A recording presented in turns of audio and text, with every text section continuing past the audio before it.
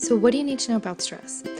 First, you need to know that too much stress not only feels bad, it can actually make you physically sick and can impair your brain, including your memory, decision-making, and how you perform at school, at work, and in your personal relationships. So what is stress? Stress is actually a form of fear. Stress comes from using our mind in ways that make us feel afraid even when there's nothing to be afraid of. You might be asking, why on earth would we do that? First, let's see what these fears are and what they look like in our life. There are two scenarios where fear gets triggered. One is an actual life-death scenario, such as being attacked by a wild animal. In these scenarios, we'll go into fight or flight mode, and this is a good thing. The other scenario is that our fear is triggered, but it is not a life-death scenario. This happens because we are afraid of things that won't actually kill us. It's just that our imagination makes it feel like they will. These are things like fear of being rejected, fear of being laughed at, fear of being alone, fear of failure, and fear of not being noticed.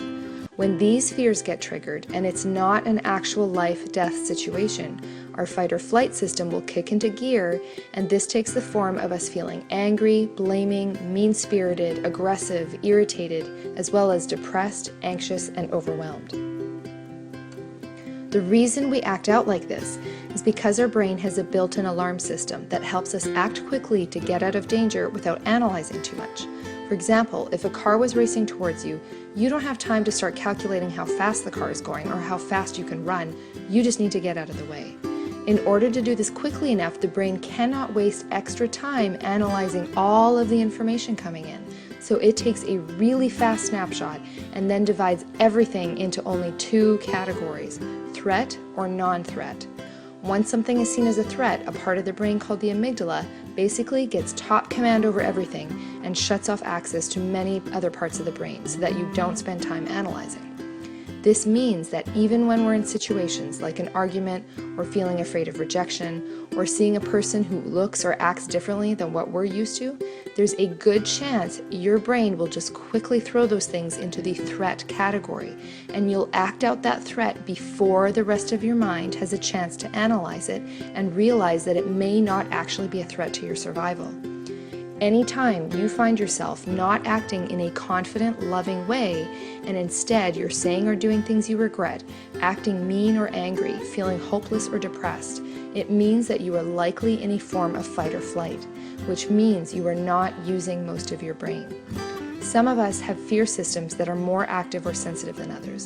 This can happen when we have spent a lot of time in environments where people are regularly stressed, overwhelmed, anxious, or angry.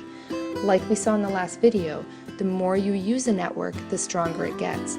The more you're around other people who are stressed, angry, overwhelmed, the more your fear networks will be activated, and the more you will start to build up networks that get stronger and stronger in detecting threat.